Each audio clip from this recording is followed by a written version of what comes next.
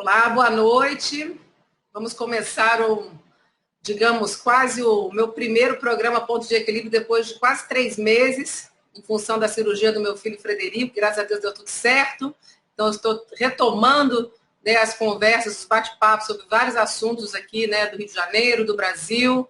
E tenho a honra de recomeçar com o desembargador Marcelo Burraten. Ele é o presidente da Associação Nacional de Desembargadores. É uma pessoa muito esclarecida, que eu já tive algumas conversas, principalmente, né, nos grupos de WhatsApp, da sua clareza, né, da situação do país.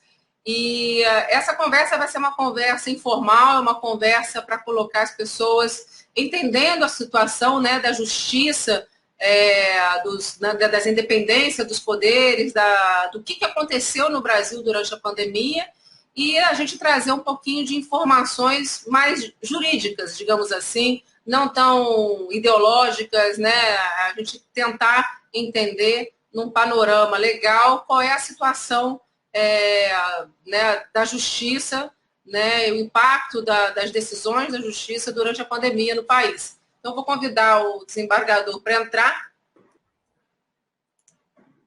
Bem-vindo, desembargador, boa noite, tudo bem?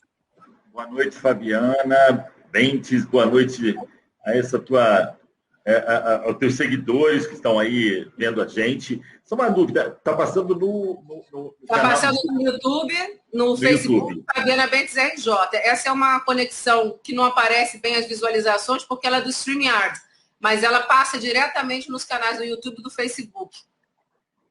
Tá, ótimo. Bom, então, quero te agradecer, né, pelo convite. Depois de 3 meses, você aí no recesso, questões médicas do seu filho e tudo, de estar reinaugurando esse reinício do programa. Né? Eu comecei a acompanhar um pouco dos programas. Eu não sei se estou à altura deles, porque você faz excelentes programas, eu não sei se a gente está à altura deles, mas vamos tentar. Com certeza. Na verdade, eu sou jornalista, né? Então, mas nunca fiquei na cara, a não ser quando eu fui correspondente da Globo News na Colômbia, eu usei, digamos, o jornalismo de rotina, né? Mas eu sempre fui muito encabulada. Mas o pessoal, Fabiana, coloca isso, né? Coloca o bate-papo para fora. Eu sou jornalista de comunicação empresarial, digamos assim. Eu tenho um pouquinho de vergonha de aparecer, mas a gente tem que ter coragem, né? Depois que eu passei pelo poder público, aí a gente não tem que ter medo de nada, né? Vou ter medo de aparecer como jornalista. Mas vamos lá, desembargador, muito obrigada aí pela sua presença. Eu vou chegar pessoas bastante interessantes aqui para nos acompanhar, que estão bem esclarecidas também com a situação, digamos, jurídica do país, né? E eu acho que a primeira questão que eu vou lhe perguntar é que existe sempre uma confusão e, ao mesmo tempo, uma falta de esclarecimento real do posicionamento do STF com relação ao presidente Bolsonaro, né, da atuação do presidente Bolsonaro na pandemia e dos governadores e prefeitos. Como é que efetivamente se deu essa decisão? O Bolsonaro não podia efetivamente atuar, ou ele poderia coordenar, enfim, mas quem efetivamente determinariam ações, etc., seriam os governadores? O que quer dizer, de fato, a decisão do STF com relação às limitações do presidente Bolsonaro e das ações dos governadores e prefeitos? Então, Fabiana, você já começa com uma pergunta que vale $1 milhão, né? Então, vamos tentar. Então, Fabiana, o que aconteceu quando chegou a pandemia, quando chegaram os primeiros casos, etc., havia uma questão a respeito das competências no que pertine a fazer atos em defesa, né, no combate do coronavírus. Se firmou a jurisprudência no Brasil durante muitos anos em que as competências no que se refere ao combate, e não só ao combate de vírus e de enfermidades, mas no caso de fornecimento de remédios, insumos, se firmou jurisprudência no Brasil, nos tribunais inteiros, que a competência seria concorrente, Estado, município, Estado e União. o que se fez, o que o Supremo fez em relação, quando chegou a pandemia, foi estabelecer por estar mais próximo do problema, mais próximo do cidadão, mais próximo do enfermo, mais próximo das suas necessidades básicas, haveria, então, uma prevalência sobre as demais competências, inicialmente a competência municipal, como se tratar de problema municipal, estadual, se tratar de hospitais estaduais, de condutas em que deve o governador exercitar. E, finalmente, no caso de omissão absoluta, é que você, então, chamaria a União. A grande questão que se põe é que não se viu omissão absoluta no Poder Executivo Federal em relação à prestação do serviço médico hospitalar desses demais entes, municipais e estaduais. Por quê? Vou te dar um exemplo claro e absoluto. Uma pergunta. Vou pensar um exemplo. Desde quando o presidente da República, controlador, o presidente da República, o ente, o governo federal, tem obrigação de fornecer oxigênio para um hospital municipal de um município do Maranhão, de Alagoas? Nunca houve isso, até porque não pode haver, porque há distribuição de competências para isso. Você imagina, esse hospital municipal, primeiramente, deve se reportar, esses médicos, ao diretor do hospital municipal, ou não? Sim. Esse diretor do hospital municipal deve se reportar a quem? No mínimo, ao secretário de saúde municipal. Sim ou não? Óbvio que sim. Depois de secretário municipal, deve se reportar a quem? Ao prefeito. Muito bem.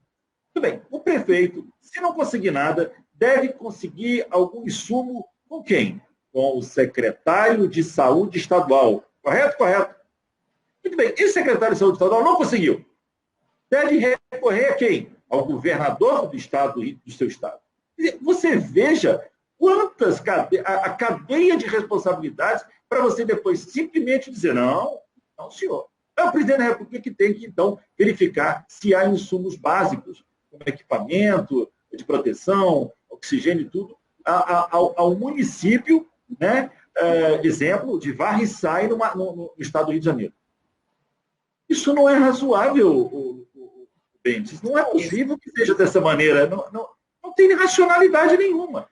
Se fosse assim, vamos lá, se fosse assim, todas as vezes que se tivesse uma emergência numa determinada UTI, né, num local desse, até o presidente da República mandar alguma coisa, algum insumo, esse paciente já terá morrido. Não, e é importante ressaltar que, às vezes, as pessoas, obviamente, no nervosismo, na ansiedade de tentar resolver, etc. Eu vou dar um exemplo em questões de calamidade. O Estado, por exemplo, quando acontece uma chuva, cai tudo lá, né, destrói, né, casas, etc., o Estado só pode intervir nessa calamidade se o município decretar calamidade. E aí o Estado vem para ajudar. E o governo federal só vem para ajudar se o Estado declarar calamidade também, e aí subir para o governo federal. Então, a questão das competências, ela tem que ser lógica para todos os setores, porque o presidente da República não tem condição de olhar aquele município, como o senhor falou, o município Varriçai, ou que seja o município do Rio de Janeiro, porque não é competência dele. Ele tem todo o executivo abaixo, né? E daí tem o governo e a prefeitura para que possa exercer essa competência. Então, nesse caso, quando o STF determina, na verdade, ele só corrobora que a responsabilidade é do governador e do prefeito, e são eles que tomam as decisões, e está certo mesmo. O presidente é o último a saber nesse sentido. Perfeito, porque exatamente. E aí o Supremo não errou. É verdade, ele estabeleceu as competências. Agora eu pergunto, significa dizer que se o governador do estado requisitar e solicitar ajuda do executivo, ele, executivo, estará proibido de ajudar? Não, obviamente que não. Obviamente que não. Somente a omissão, essa omissão, para as pessoas que estão aqui assistindo a gente, a omissão ela tem que ser objetiva. A omissão ela não ressai do achismo popular ou do achismo do administrador. Onde é que se estabelece uma omissão jurídica? Quando você, instado a fazê-lo, não o faz. Não é simplesmente uma notícia pela imprensa, Fabiana, de que o município X necessita do equipamento Y ou de substância de uma substância chamada Propofol para, então, fazer a intubação. Mas, assim, o secretário de Saúde deverá mandar para o Ministério da Saúde esse pleito. Então, essa, basicamente, em poucas palavras, seria essa é a responsabilidade do Executivo. Do Ministério da Saúde. Detalhe ainda, nós temos Ministério da Saúde, portanto, Ministro da Saúde. Então, ele primeiro é requisitado, requerido, ele é o requerido. Não é o presidente da República, é outra história. Isso é uma falácia o que estão fazendo, entendeu? Isso é uma forma, de alguma maneira, estabelecer o culpado. Infelizmente, nós sabemos que nós, e não só a gente no Brasil, o que é uma pena, efetivamente politizamos um vírus sério, vírus grave, que tem repercussões graves. E aí, já estancamos aqui, nós dois, a história de negacionismo. Né? Ninguém é negacionista, não sabe que tem um problema. O problema, aliás, Fabiano, o problema é mundial. As 3 milhões e meio de pessoas que já faleceram por conta desta, direta ou indiretamente, porque muita gente morreu indiretamente dessa doença, por complicações que decorreram depois dela. Muito bem. Essas 3 milhões e meio de pessoas que morreram do planeta. Ela é planetária. A crise é planetária. A crise não é brasileira. As fronteiras, essa doença não ficou adstrita às fronteiras brasileiras. É isso. Agora, desembargador, aproveitando essa questão da competência, a gente fala a questão dos decretos, do ir e vir, né, da liberdade de ir e vir e do trabalho. Como é que também a gente consegue interpretar essa guerra de decretos em cima de decretos? Eu estou até me antecipando aqui, vou trazer aqui o comentário, a próxima temática, porque, por exemplo, a gente viu agora o decreto do Eduardo Paes e logo depois, né, a juíza suspendeu e veio logo o presidente acho que foi o TJ, né, daqui do Rio de Janeiro, que voltou. Ou seja, existe um decreto em cima de decreto, a população fica completamente perdida. Como é que, de quem efetivamente é a competência dessa, digamos, liberdade de ir e vir, de trabalho e efetivar, ou seja, da rotina da vida das pessoas? Então, ótima pergunta também. O que acontece, Fabiana?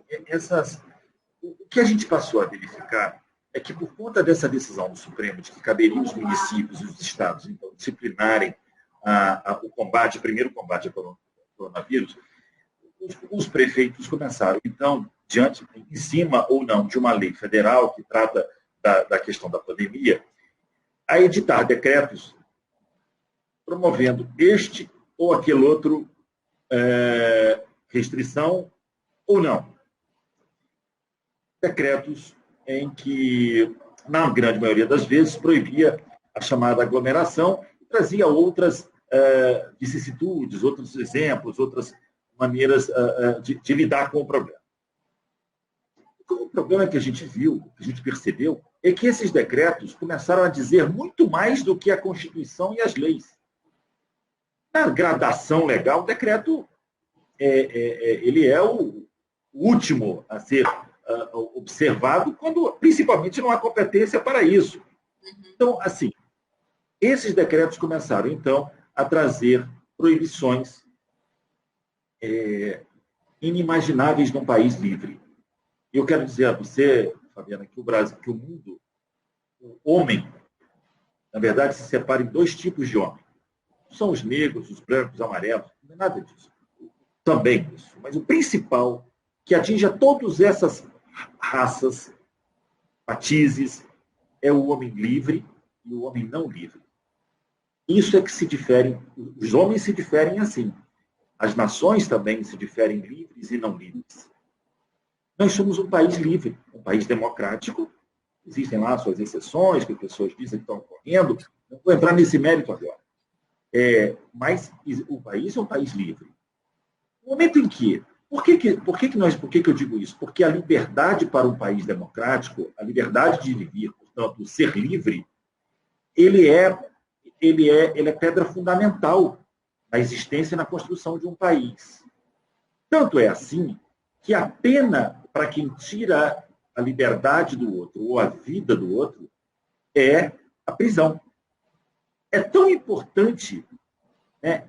A liberdade da gente é tão importante, e dizem o seguinte, olha, se você tirar a vida de outrem, né, e for culpado por tirar a vida de outrem, porque até a vida você pode eventualmente tirar, se tiver, obviamente, nas condições de legítima defesa, estrito cumprimento do dever legal, etc., tudo bem, você vai ser preso. Então, é tão importante esse bem jurídico natural da liberdade. Num país democrático, e os prefeitos acharam o direito de dizer que nós podíamos ser presos, porque estamos, eventualmente, descumprindo uma norma que diz que não devemos estar na rua, estar com o comércio aberto, estar vendendo lá o coco, estar vendendo as balas ali, na rua, etc. E aí, eis aí a grande questão. Né? Nós vimos, novamente eu gosto de dar o exemplo, nós vimos recentemente, num determinado estado da federação, me parece que São Paulo, PMs entrando, guarda municipal, PMs entrando na casa de uma pessoa e filmando desde a abertura da porta, onde estava ali tendo um congraçamento familiar ou não, de amigos, mais de 10, 20 pessoas, não dava para ver muito bem. E ali se viu toda a mão do chamado Estado totalitário, né? Abrindo portas, abrindo banheiros, abrindo quartos, com senhoras até com roupas íntimas, uma coisa grave. Isto não é o que a Constituição permite, Fabiano. Isso não é o que é possível. Isso é completamente ilegal nesse momento, essa quadra. Né? Aliás, para finalizar, existe a abordagem policial nesses casos. E aí eu vou lembrar um artigo do ministro Fux, ele não entrando na questão da legalidade. Já estou dizendo, o ministro Fux não entrou na questão da legalidade. Ele disse o seguinte, publicado no Globo, ele disse o seguinte, estranha o tipo de abordagem policial que se está tendo para evitar aglomeração. Eu acho que o remédio está sendo, como quem diz, o remédio muito maior que está sendo aplicado do que o próprio problema. Mas fale, estamos aqui no bate-papo. Não, isso é importante, porque a gente, né, quando a gente começa a entender, obviamente a gente vai trazendo coisas que a gente vai escutando e vai fazendo comparações. Como por exemplo, né, o Reino Unido é um país livre também, e lá eles pediram, né, esse lockdown, e também havia agressões, sei lá, enfim, a gente viu isso em outros países também. Como lidar com os países que eventualmente são referência, né? Você fala, porque ali também foi, na Itália teve lockdown e não sei o quê, como aqui não tem e tal. Como é que a gente consegue tirar essa sensação? Eu sempre falo, gente, Constituição é Constituição. Lá é uma, aqui é outra, cada um que se vire. Se o cara lá, o Papa manda, obedece quem tem juízo, e se daí está previsto. Mas como é que a gente consegue fazer essa comparação dessa medida que foi estipulada pela OMS, sei lá, do lockdown, etc., e do impacto efetivamente constitucional na vida das pessoas, né? Porque aí tem um... Muito boa pergunta. Já de antemão, quero dizer que a Angela Merkel tentou fechar novamente o lockdown, a população se rebelou e ela teve que voltar atrás. Vamos começar aqui por isso. Existe um belíssimo discurso de uma deputada no parlamento, em que lá ela critica com veemência, aliás, de corpo presente, que a Angela Merkel estava, né? Ela critica a forma pela qual o Reino Unido vem lidando com a pandemia. Essa pergunta é muito interessante, porque a gente tem que estabelecer e verificar as peculiaridades de cada país. A moeda da Alemanha um pouquinho mais valiosa. É o euro. E nós temos, em tese, que trabalhar 7 vezes mais, para ganhar uma unidade do dinheiro deles. Significa dizer que o Brasil é um país pobre. Ainda é um país pobre, onde a renda mensal brasileira de um salário mínimo, de até 2 salários mínimos, atinge 97% da população brasileira. Esse é um país pobre ainda. Pelo amor de Deus. A gente dá para comparar o... A gente não pode comparar. De habitantes, né? Exato, exato. A gente não pode comparar um país desse, em que a sua grandiosidade é tão magnânime que cabe dentro de todo um continente, tirando a União Soviética. O Brasil cabe na Europa. Na Europa. Portugal, Espanha, Itália, Reino Unido. O Brasil é maior que todos eles juntos. Então, como é que você vai tratar, dar o mesmo remédio, né, que se dá para um país desenvolvido, onde R$1, onde €1 vale R$7 quase? Isso é uma perversidade, você não entender, não perceber a diferença de um povo e de outro. O povo brasileiro precisa trabalhar de dia para comer de noite.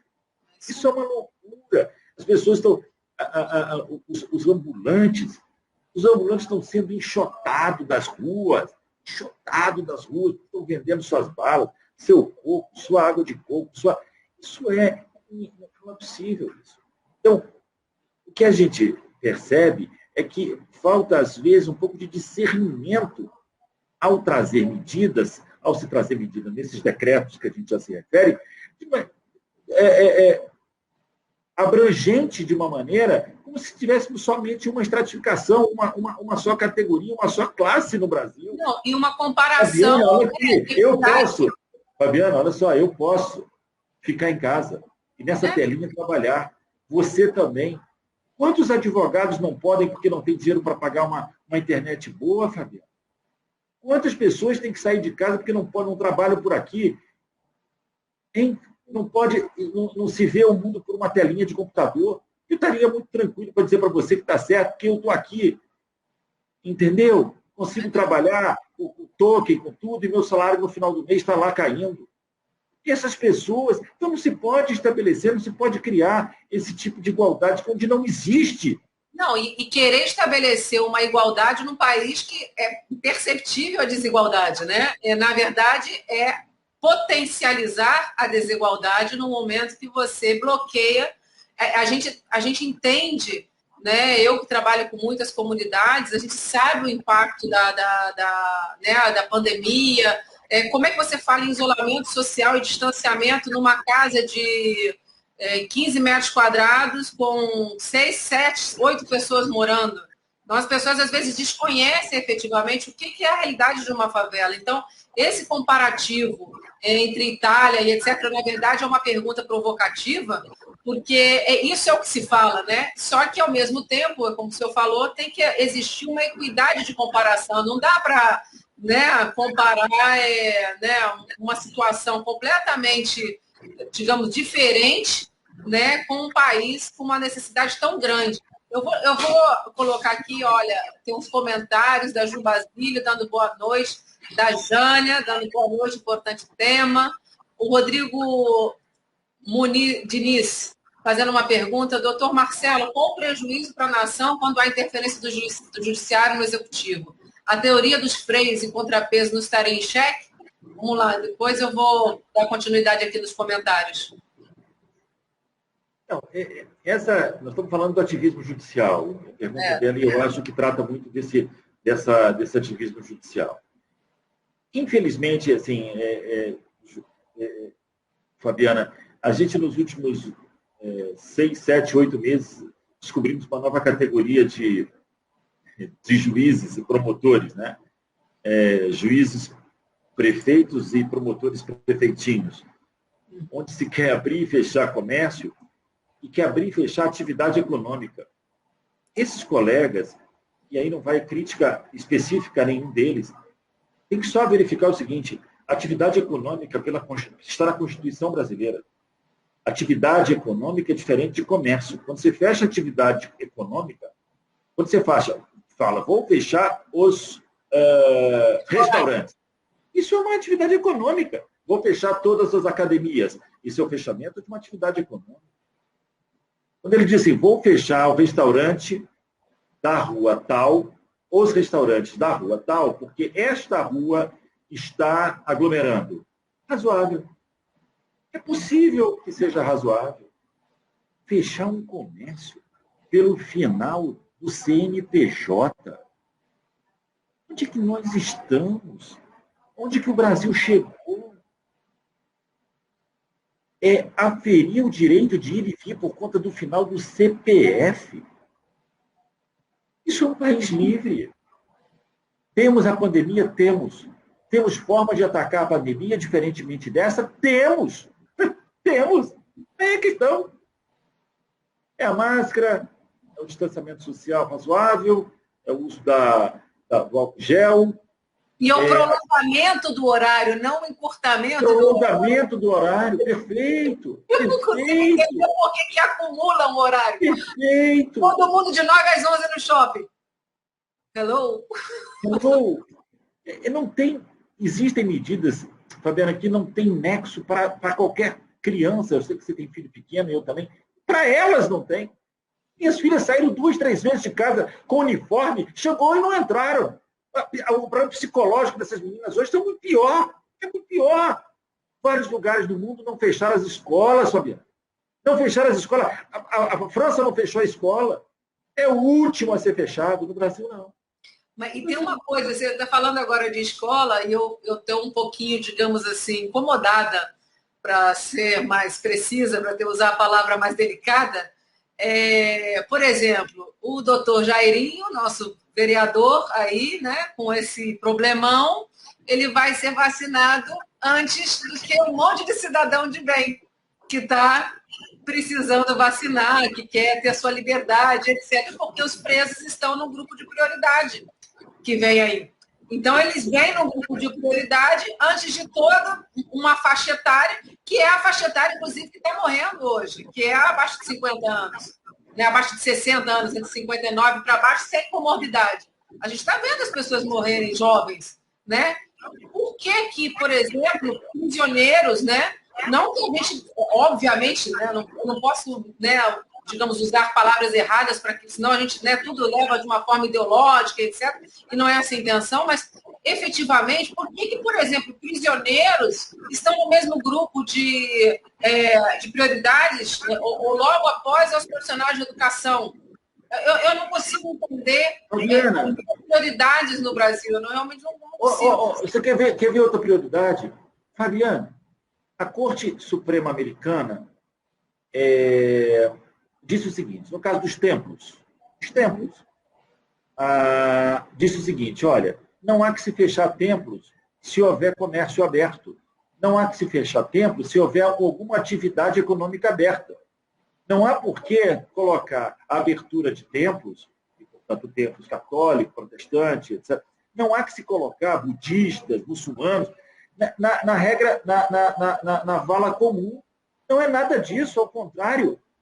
Muito bem, se há alguma atividade aberta, por que também não deve ficar aberta os templos? Por que não devem ficar também abertos os templos? Então, qual é a regra? Qual é a razão, a ratio disso? Quer dizer, se tem o distanciamento, se tenha, né, o álcool... Pois é, exato. E outra coisa, eu deixo aberto a academia e fecho... Academia de igreja? E fecho igreja? Eu não vejo racionalidade.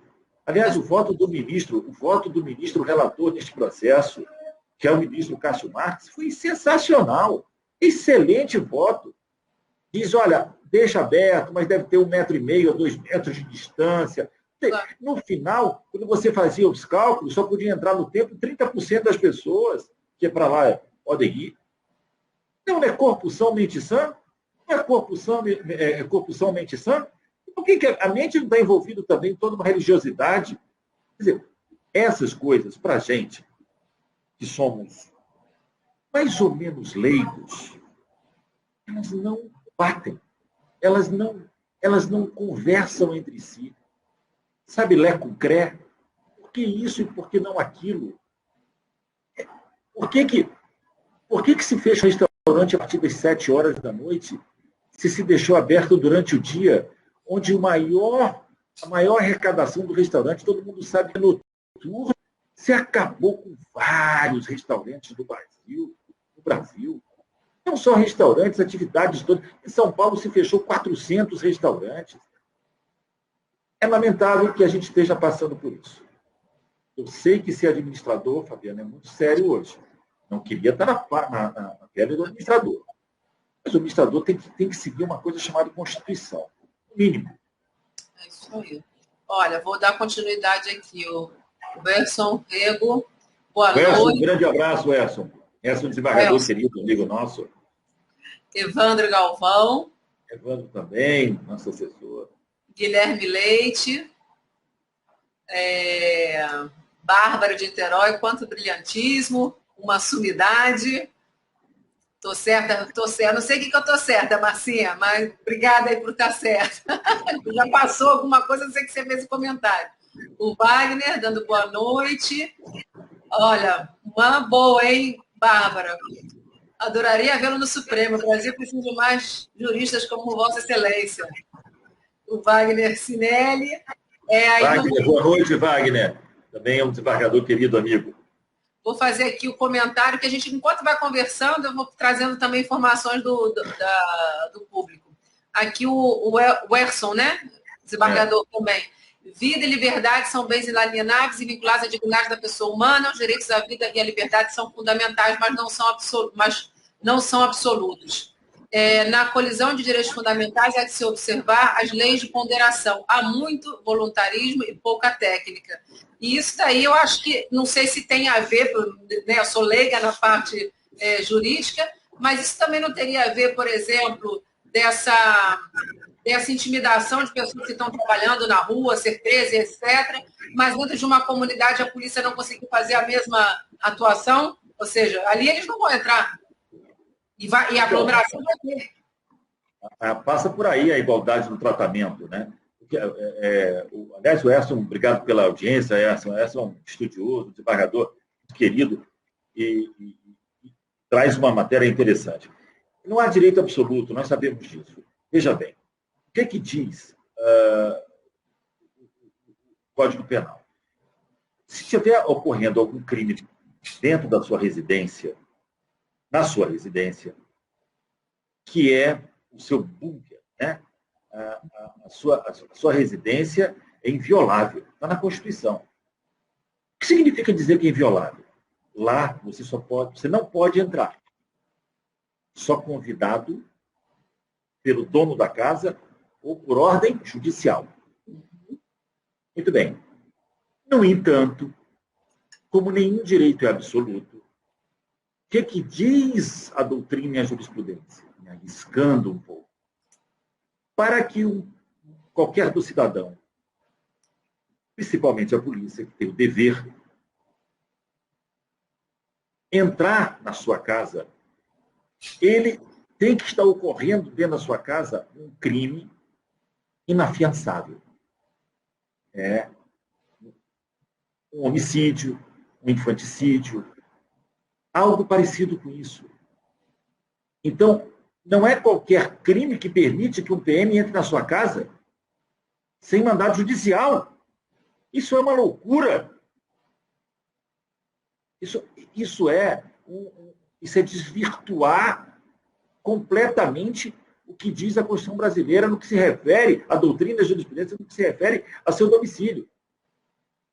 Então, obviamente, como não há direito, nem o direito à vida, como a gente disse, é um direito pleno, absoluto, porque você pode, eventualmente, em legítima defesa, cometer um homicídio, né? Você estará em legítima defesa. Então, nós, trazendo o que você falou, o que a gente vê é que as comunidades, onde lá tem o seu baile funk, patrocinado por traficantes, eventualmente por bandidos e tudo, não vejo essa raça toda. Eu não vejo essa raça toda para acabar com aquilo ali.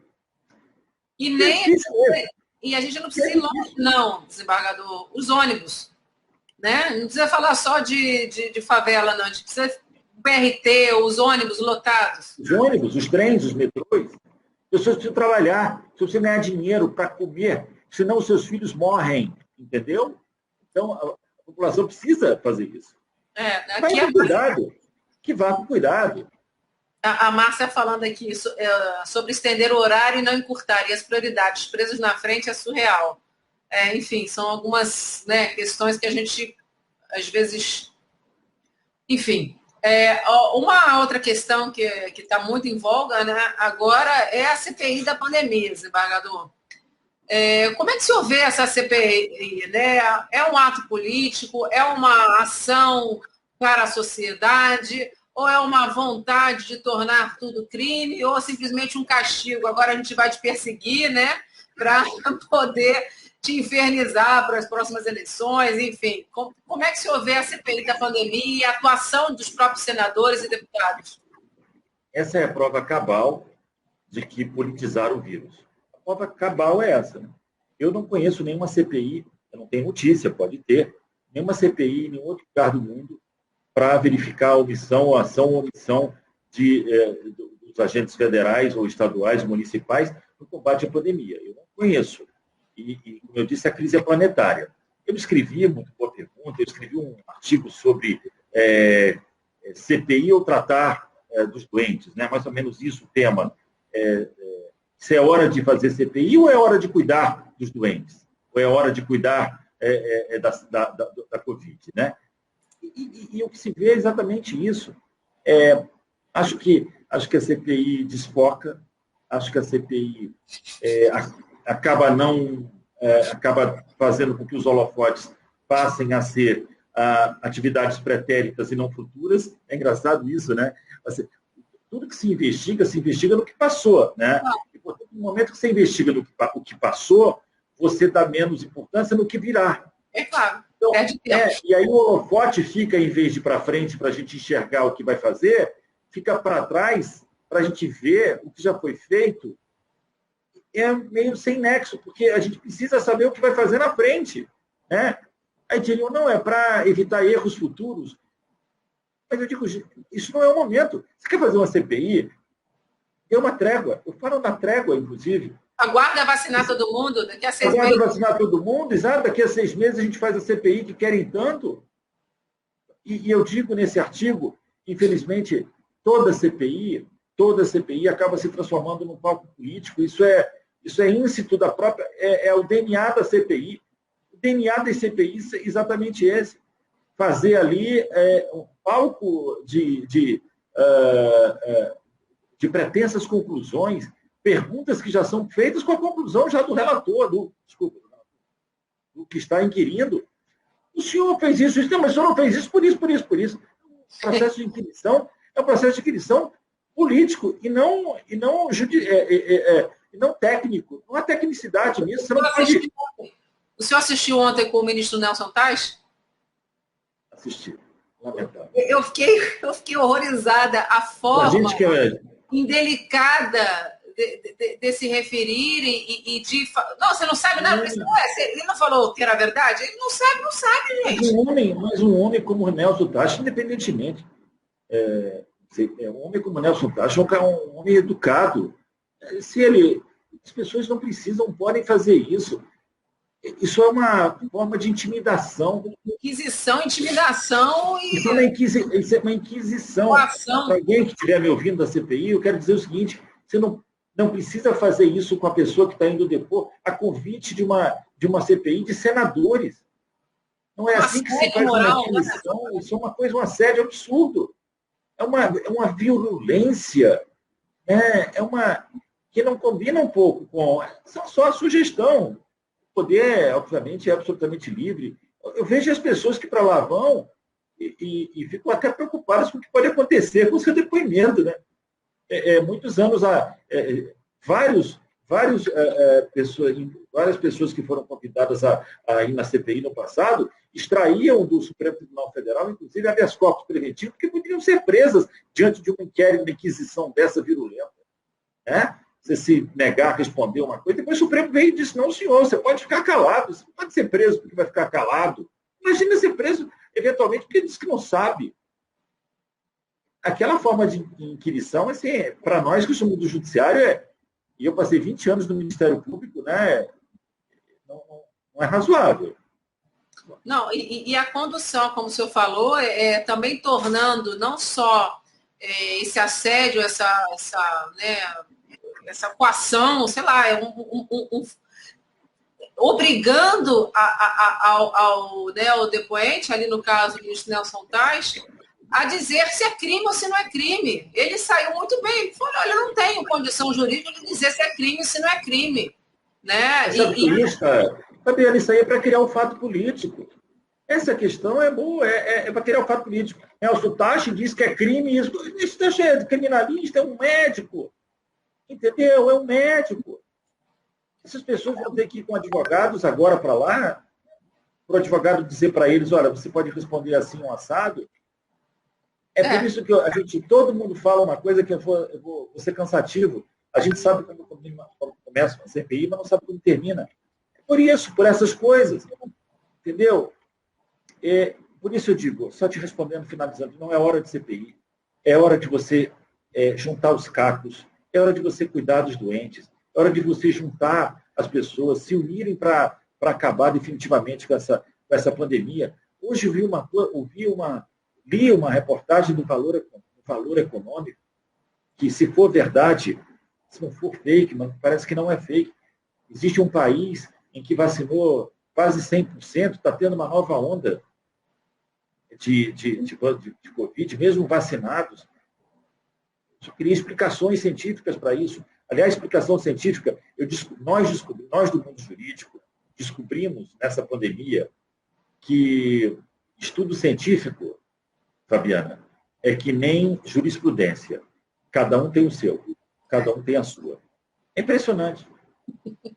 É impressionante. Eu não sabia que o mundo científico era tão antagônico, era tão diverso. Você tem estudo para todos os lados. Não, mas esse estudo é melhor, porque esse estudo é da Universidade de Miami. O outro estudo é muito maravilhoso, porque é da Universidade de Cambridge. E nós, pobres mortais, ficamos, o que a gente deve fazer? Não, porque a Organização Mundial de Saúde é a melhor, mas a Organização Mundial de Saúde diz uma coisa, depois diz outra. Todo mundo perdido. Por que está perdido? Porque tudo é novo, essa história é nova para a gente. E aí você quer responsabilizar o prefeito, o governador, eventualmente o presidente da República, o ministro da Justiça, o ministro da Saúde, para enfrentar um vírus novo, onde até hoje os médicos estão batendo cabeça. Não é possível, isso não é. Olha, eu acho que a razoabilidade, esse é um princípio que é constitucional também. Então, acho que o Brasil já esqueceu há muito tempo que seja razoável. Eu vou aqui botar o comentário da Márcia. Obrigada, Márcia. Ela me elogiando aqui, mas Márcia, não vale. Você é minha amiga. Não vale. Vale sim. Por que não vale? O Carlos Murdock, que é um arquiteto maravilhoso também, assunto mais pertinente. Obrigada, Carlos, por estar aqui. Daqui a pouco ele vai conversar com a gente daqui a 2 semanas, se eu não me engano, sobre o Santos Dumont e o Porto Maravilha, no Rio de Janeiro. E a Márcia está dizendo aqui, para a gente encerrar esse assunto do CPI, esse é um circo insuportável, nem bandido é interrogado dessa maneira. O bandido tem, como é que é o nome? Aquele negócio lá, audiência de custódia. Pergunta se ele foi maltratado pela polícia. Aqui não tem essa, não. Mas vamos lá. Desembargador, vamos mudar um pouquinho também, que é uma outra, né, uma outra tema importante na questão jurídica do país, né? O que de fato representa a questão da decisão? Eu, como leiga, tá, vou dar minha opinião aqui, eu vejo uma decisão que passou por primeira, passou por segunda, não foi, todo mundo fala que é o Moro, mas foram vários juízes que passaram, né, passou aí, né, na decisão de condenação, depois passou, sei lá quantos anos no STF, enfim, no final das contas nada valeu, o gasto, né, nesse processo público, as operações, o dinheiro devolvido, enfim, mas nada disso valeu, vamos dizer assim. Mas o que de fato impacta essa decisão do Lula em outras condenações? Ou seja, o que isso representa para o país, no ter, assim, né, sem falar de Lula nem nada, seja, mas o que isso de fato, por exemplo, representa numa condenação do Eduardo Cunha, ou do Marcelo Odebrecht, ou enfim, das figuras já que a gente conhece aí da questão da Lava Jato? Então, Fabiana, essa é uma questão, vou falar em tese. Vou falar em tese mesmo. Eu aprendi que decisão do Supremo, do plenário do Supremo, a gente deve deve obedecer, e costumo dizer que o Supremo, e como todas as cortes constitucionais mundiais, essas cortes elas podem acertar por último ou errar por último. E eu não vou aqui dizer que ela acertou ou errou. Não vou, obviamente, respeito o Supremo Tribunal Federal, mas a questão que eu trago é a questão do exemplo e da segurança jurídica. Por isso até que a gente tratou desse tema, para trazer a segurança jurídica. A decisão do Supremo Tribunal Federal, qualquer que seja, Fabiana, ela escorre por todo o sistema judicial brasileiro. Ela escorre para a segunda instância, para os tribunais superiores, né? Depois para os tribunais, os TRF, TJs e TRTs, e escorre para a população também, né? Porque você cria ali a noção do que a Corte Constitucional entendeu sobre aquele assunto. Então, o exemplo é que me preocupa em tese, em qualquer assunto, eu não trato só desse. Quando ele fala do INPC, de uma pensão alimentícia, quando ele fala de uma pensão previdenciária, quando ele decide sobre o seguro de vida, quando ele decide sobre qualquer que seja, a decisão do Supremo é sempre muito importante, porque ela é um norte para todos nós. Inclusive a população, porque hoje a população brasileira, ela escala os 11 do Supremo, mas não escala os 11 da Seleção Brasileira de Futebol. Isso é uma quadra interessante no país.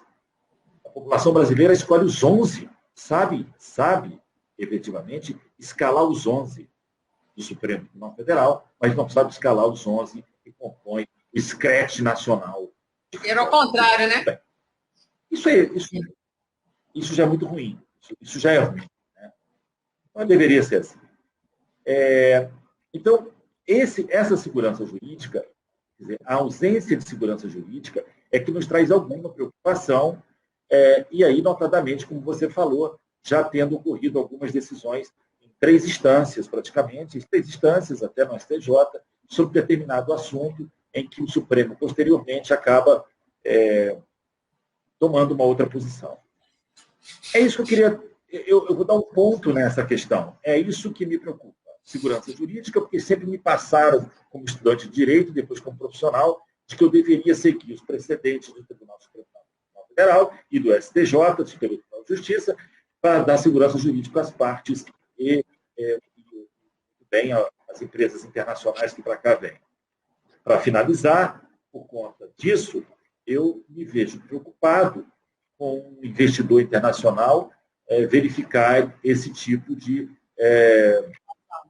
eventual insegurança jurídica.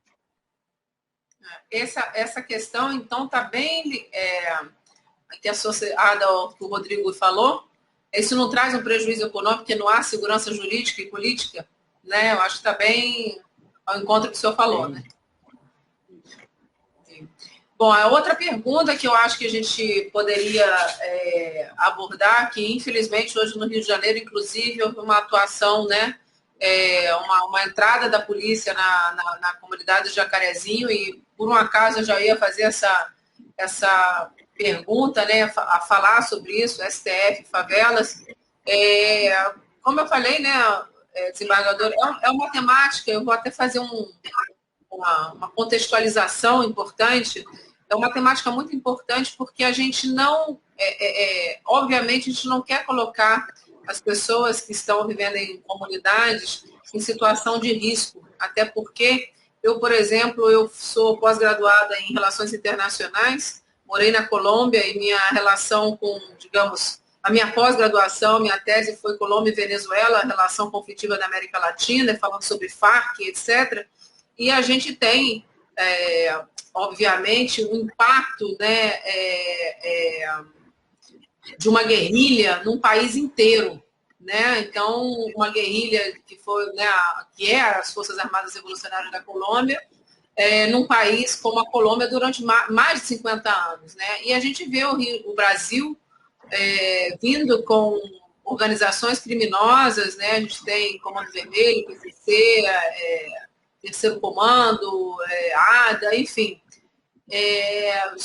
Digamos, entrando nessas comunidades, né, e blindando essas comunidades. E, obviamente, se a polícia entra, não vai ser com flores que vai ser recebida.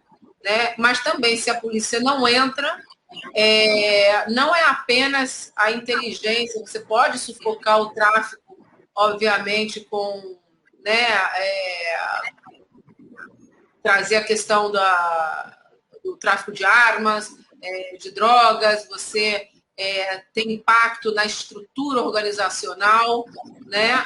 Mas, e acredito, obviamente, que o confronto não é a primeira ação do poder público, ele deve ser utilizado como último, mas tem situações que eventuais que não vai ter jeito. E aí eu lembro de uma situação durante a pandemia que me provocou muito incômodo, que foi um menino do Complexo do Alemão que me mandou mensagem, sabendo que eu tenho relação com o Alemão e com a Maré, etc., pedindo para que eu enviasse uma mensagem lá para o Complexo da Maré para procurarem um menino de 15 anos do Alemão que havia sido perdido lá dentro da Maré. E aí a polícia não podia entrar, porque, obviamente, ela estava proibida pelo STF. Aí, outro dia eu estava pensando, falei, mas peraí, se os bandidos entrarem no meio de Campo Leblon, não vai poder entrar para não ter o confronto? Eu realmente, para mim, é muito difícil, ainda mais que eu sou uma pessoa ligada, eu fui secretária de Direitos Humanos do Estado do Rio de Janeiro, entro nas comunidades, entrava nas comunidades durante toda a minha gestão, já estive dentro de favela em meio de tiroteio, já tive situações com amigos muito graves dentro de comunidade, sei o que eles vivem, mas o que de fato a justiça do país pode fazer para auxiliar, né,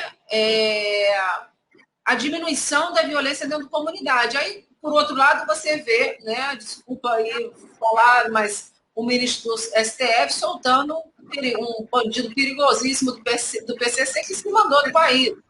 Então, como é que a gente... Ou seja, qual é a medida? Né? A polícia não pode entrar porque vai acontecer isso, se não entrar, eles tomam, né, mais armas, mais...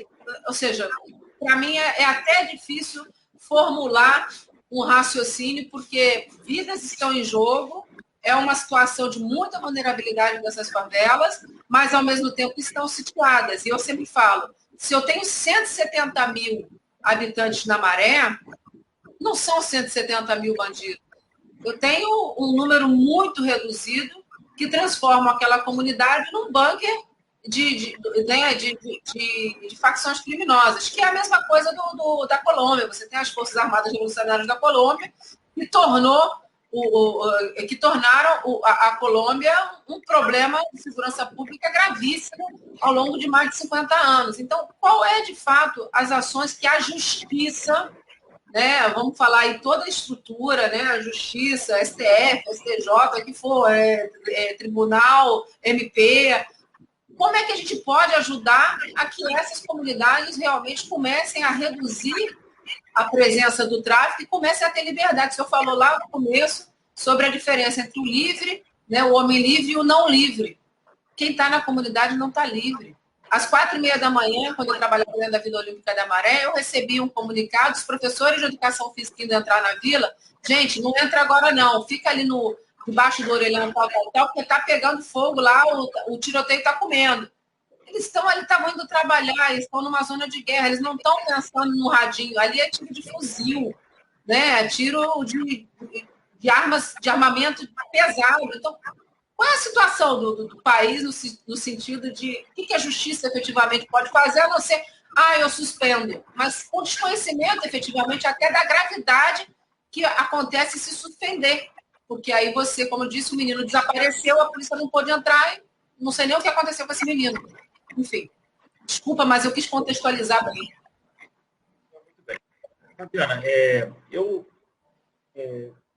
quando nós assumimos a Andes, né, que é uma associação de desembargadores, logo depois se questionou muito, eu fiz algumas palestras a respeito de uma decisão do Supremo Tribunal Federal que proibiu que a polícia subisse morros, etc., e usasse o helicóptero no combate à criminalidade do Rio de Janeiro. Me parece que, e todo mundo, não adianta dizer que parece até que não conhecem o Rio de Janeiro, que todo mundo conhece o Rio de Janeiro, e sabe que a situação geográfica do Rio de Janeiro é a pior possível para um combatente da criminalidade, né? Você sabe, essas favelas ficam, né, nos morros, e combater criminalidade, fazer guerra, defender palácio, defender castelo, desde a Idade Média, de baixo para cima, é muito difícil. É muito difícil. Não é à toa, todos os castelos europeus tinham aqueles, né, grandes muros, onde você teria que, efetivamente, ultrapassar esses muros, e aí morriam muitas pessoas, porque de cima é muito mais fácil de atirar, de ver. Então,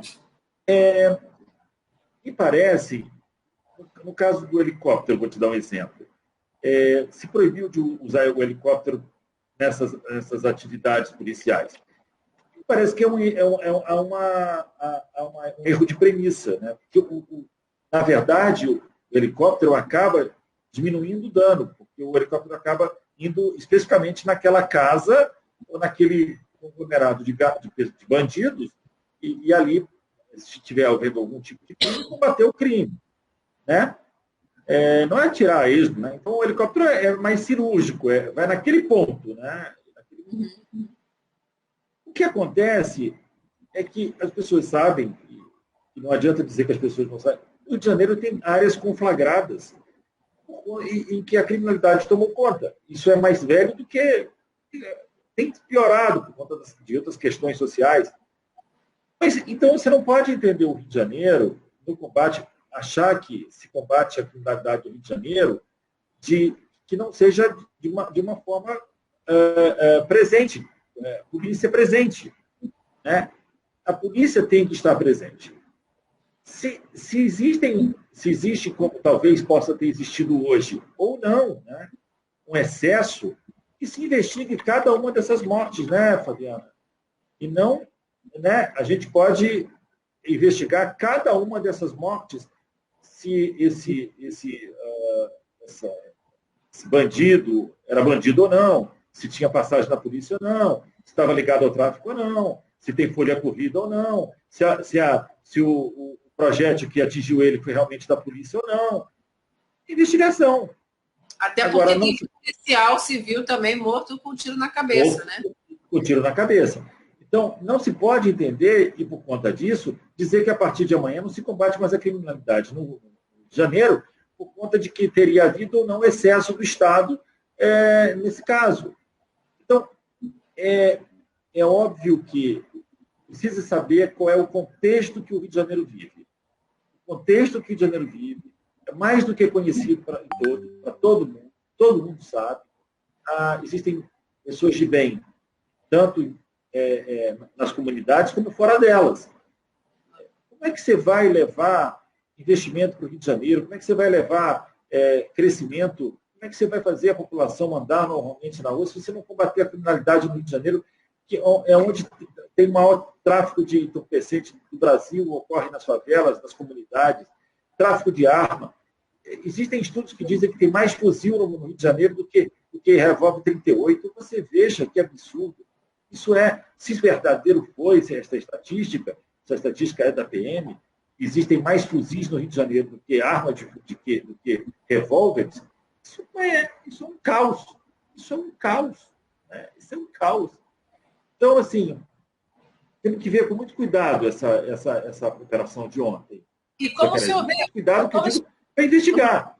Claro, se houve excessos, etc. Não. Mas como o senhor imagina que o judiciário, ou seja, ele pode ajudar a melhorar, digamos assim, a atuação da polícia? Porque, assim, a gente vê, né, como eu trabalhei no Estado, vi também a situação da polícia, né, que não é uma situação muito fácil. Estive no BOP, estive na... Né, então, a gente observa o outro lado também, que está combatendo sem vamos dizer assim, umas costas quentes, né? Que tipo, eles também têm o receio de entrar e de acontecer uma situação dessa, um confronto desse, e eles serem penalizados. Ou seja, é uma situação, como é que o judiciário pode auxiliar, né, o governo do Estado, que seja, a melhorar, digamos assim, a situação, o Ministério Público, enfim, das ações da polícia. Eu realmente, para mim, é uma das questões, obviamente, mais graves do Rio de Janeiro. A segurança pública é público e notório. Eu conhecendo a situação das comunidades, a gente fica, né, entre uma faca de dois gumes e eles não estão livres, né? As pessoas de bem das comunidades, elas não estão livres. Elas estão pagando um gás mais caro, elas estão pagando a internet do cara lá. Elas, às vezes as pessoas não entendem, eu gostaria de explicar, por exemplo, quando você vai no Ponto Frio, compra uma geladeira e leva para sua casa, né, o Ponto Frio vai lá e entrega. Na comunidade não é assim, você não pode ir lá no Ponto Frio e entregar, porque não vão entregar. Então, às vezes, você paga mais caro a geladeira dentro da comunidade, porque o cara lá de dentro que compra, traz para dentro e dali ele vende, né, porque não chega. Então, assim, as pessoas têm uma limitação muito grande de entender a rotina de uma pessoa, de uma comunidade, de um pai, de uma mãe, que está com uma pessoa passando mal e a ambulância não vai entrar de madrugada. Não tem como buscar. Né? Uma menina que está sendo violada dentro da favela, para onde que ela vai? Né? Para quem ela pede socorro? Ela liga para a polícia e fala, eu estou dentro da maré. Que horas são? 3 da manhã. Como é que é isso, desembargador? Como é que... Olha aqui, é outra pergunta de $1 milhão que está... Não pode mais fazer essas perguntas de $1 milhão. Não, o que acontece? O judiciário, Fabiana, é até importante falar uma coisa agora sobre o judiciário. Acaba desaguando tudo no judiciário, o judiciário está lá inerte. Aí você vai lá procura. A gente fala muito de ativismo judicial, né, Fabiana? Mas as pessoas não conseguem resolver seus problemas. Os conflitos não conseguem ser resolvidos fora do judiciário. Lógico que nós temos um sistema multiportas que você pode ir para a conciliação, a conciliação pré-processual, mas isso é só um termo. Uhum. Muito bem. No caso da violência, não há como não combater a violência no Estado do Rio de Janeiro sem um emprego racional do combate à criminalidade no campo. Né? O Rio de Janeiro vive, em muitos lugares, uma guerra. O judiciário, os juízes criminais, eles são pessoas assim, são juízes que estão lá diuturnamente tratando e travando e conhecendo a criminalidade do Rio de Janeiro. E todos eles dizem para mim, desembargador, isso aqui é grave, nós temos que voltar, inclusive, a trabalhar presencialmente. Né? Nós temos aí, você sabe que a gente está com conta da pandemia aí, fechado há muito tempo, aberto só esporadicamente. Precisamos voltar, porque a criminalidade está graçando e a gente não está conseguindo dar conta disso de maneira virtual. Então, o judiciário está aberto para expedir os mandados, para verificar a legalidade das operações, para frear eventualmente ou condenar eventualmente um exagero na operação e tal. É isso que a gente pode, mas a gente não pode adredemente ou antecipadamente dizer, olha, por conta disso, amanhã não vai ter mais combate à criminalidade no Estado do Rio de Janeiro. Não é assim. Nós vamos ter que dizer o seguinte, por conta disso, nós vamos investigar, eventualmente, eventuais excessos que poderiam ter ocorrido ontem. Então, o governador, nós temos um governador, que é o Cláudio Castro, que chegou agora e está cheio de gás para tentar resolver os problemas do Rio de Janeiro, e a gente aplaude que esteja sendo assim, e vamos aguardar. Eu vou fazer aqui mais uns comentários. Aqui o Jorge, parabéns, desembargador Marcelo. Obrigado, Jorge.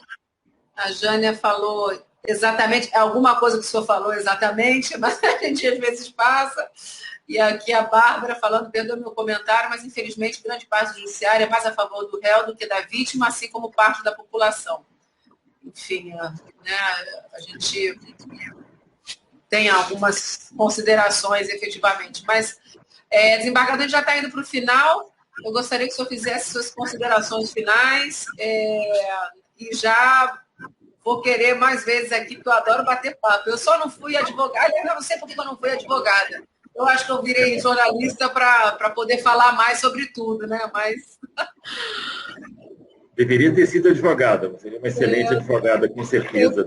Eu acho que eu fico muito emocionada. Eu acho que eu fico muito emocionada com os casos. Eu falei, não, vou. Igual veterinário. Eu falei que queria ser veterinário. Meu pai falou, minha filha, não é para cuidar de bicho saudável, é para cuidar de bicho doente. Então você vai sofrer muito. Então, eu acho que é por isso que eu também não fui para o direito. Mas vamos lá. Então, Fabiana, assim, as considerações finais, elas passam efetivamente por uma racionalidade que todos deveríamos ter, que é a racionalidade de entender que a pandemia ela é planetária, que esse vírus não é brasileiro, não tem só no Brasil, atinge a todos, qualquer classe, que não é hora da gente estar procurando culpados pelo vírus, porque, no meu entender, hoje, o grande culpado pelo vírus é o vírus. O que mata, que tem matado as pessoas, é o vírus que tem matado as pessoas. Nós temos uma vacinação, nos próximos dias vai chegar a quase 100 milhões de pessoas, de doses distribuídas. Nós já temos hoje quase 80 milhões de doses distribuídas. Estamos vendo o crescimento da imunidade, mesmo que de forma devagar, mas essa é a nossa, talvez, grande batalha do século XXI, é o chamado coronavírus e Covid-19. Então, eu acho que a gente tem que parar um pouco de proselitismo. Não adianta nada eu estar falando isso aqui, mas as pessoas que estão vendo têm que perceber que chegou a hora, mais do que passada a hora, de dar um basta nessa politicagem que está se fazendo em cima de um vírus.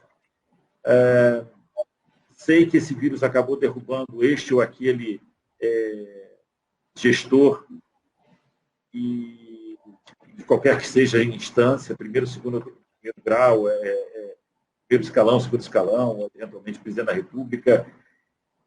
Mas não é isso que a gente quer. A gente quer é que todo mundo consiga ter paz, porque a gente sabe que ano que vem a gente não vai conseguir ter paz, porque esse é um tema que vai continuar voltando, porque amanhã, ano que vem, é ano eleitoral. Então, o povo brasileiro não aguenta mais tanta politização em cima de um tema que é médico, e em cima de um tema que é médico, que eles próprios, os médicos, desculpem, agora falando como leigo e como uma pessoa, batem cabeça. Os estudos científicos batem cabeça. As pessoas estão batendo cabeça. E ficam procurando cabeças, né? Quando, na verdade, todos nós podemos estar, todos nós, com a corda no pescoço, prestes a perdermos a cabeça. no mínimo razoável o que eu estou falando. Não pode ser... não podemos criar e continuar criando fato após de fato. Como se todos que estivessem... É como se todo mundo quisesse matar as pessoas, é isso? Não existe isso. É todo mundo querendo salvar vidas. Né? Porque eu comecei a vacinar 26 dias depois que começou.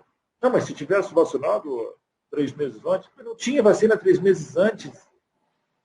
É tão razoável o que se está falando que se chega a pensar o seguinte, aonde que está um pouco de... Vou tirar a palavra patriotismo, porque muitas pessoas podem não gostar do patriotismo ultimamente, porque pode interpretar. Não é possível o humanismo nessa hora? Não sei. Fabiana, eu te agradeço muito esse momento, essa possibilidade de estar aqui com você. É uma mulher super inteligente, antenada, com um público super fiel. Agradecer a todos que vieram aqui, vários amigos, parentes e tudo, que a gente acaba mandando e distribuindo para todo mundo. E a internet, e o que, graças a Deus, e o que ainda existe para informar, talvez de outra maneira, errada ou não, fake news ou não, é a bendita da internet. Graças a Deus que a gente ainda existe alguns canais. E com relação a fake news, eu nunca fui muito preocupado com fake news. Sabe por quê, Fabiana? Atrás de uma fake news vem um post dizendo isto é fake. Há uma autorregulamentação natural da internet. As pessoas ficam preocupadas com fake news. Eu já tem canal que diz o que é fake, o que não é fake. Os canais que dizem que a notícia é fake, já existem canais fakes do fake. Mas sabe o que eu falo como jornalista?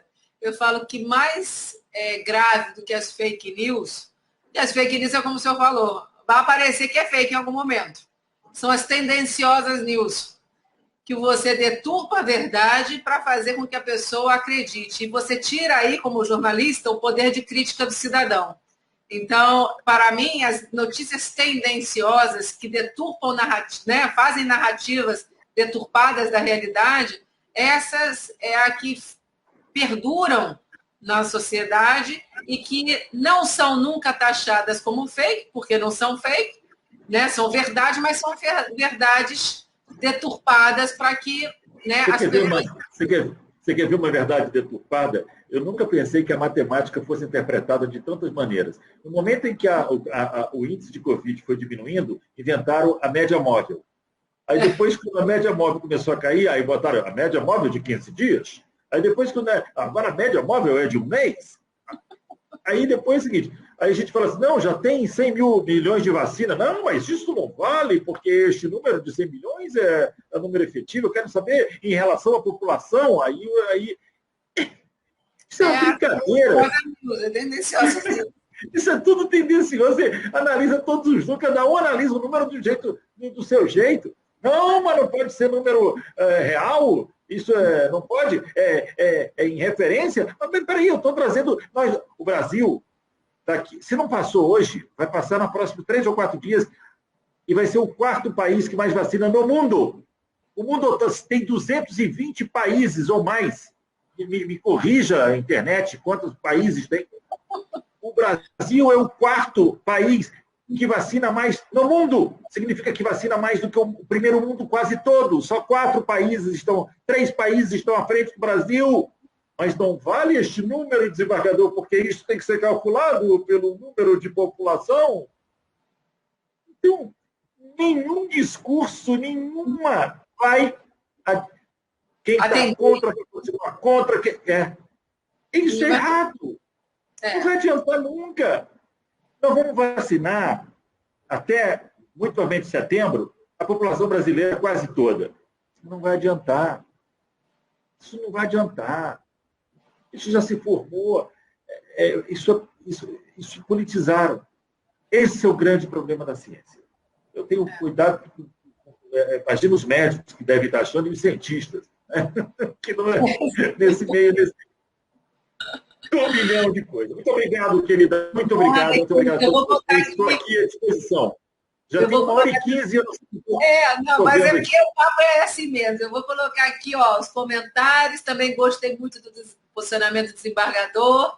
Da Jânia, parabéns, excelente live. Bárbara, desembargador, muito obrigada por nos enriquecer com seu brilhantismo, gratidão. Marcinha, show, parabéns para os dois. Obrigada, Marcinha. Fabiana, muito obrigada por essa live. Eu que agradeço o tempo do desembargador. Realmente é uma aula. Eu tenho duas referências, o senhor como desembargador e o procurador Marcelo Rocha Monteiro, que é um grande amigo também. São duas pessoas na área jurídica que, antes de tecer qualquer comentário, eu percebo nas redes quais são os comentários, porque realmente os senhores trazem para a gente, digamos, uma claridade do meio jurídico que às vezes a gente não vê. Na semana que vem eu vou estar com o deputado estadual do Rio de Janeiro, Márcio Gualberto, falando sobre a situação da Polícia do Rio de Janeiro. Se puderem estar aqui às 20 horas também na quinta-feira. E mais uma vez, obrigada, desembargadora. Agradeço a todo mundo aí que participou. Essa live vai ficar disponível no canal. Vou enviar o link aí ao desembargador, se ele quiser enviar para as pessoas depois. Quero muito. Que bom, que bom. Porque é um tempo, né? Dá tempo para a pessoa explicar, raciocinar, né? Não são aquelas coisas que você corta, não. Aqui é para ter um bate-papo e a gente ter tempo para falar as coisas. Desembargador, muito obrigado. Bom final de semana ao senhor. E, bom, fique... Muito obrigado por sua vez, da sua inteligência também. Você é muito inteligente, é muito bacana conversar com pessoas como você, que a gente consegue concatenar as ideias, é muito bom. Muito obrigado a todos, tá bom? Muito obrigado. Um beijo para todos. Boa noite também. Tchau, tchau. Tchau. Tchau, tchau.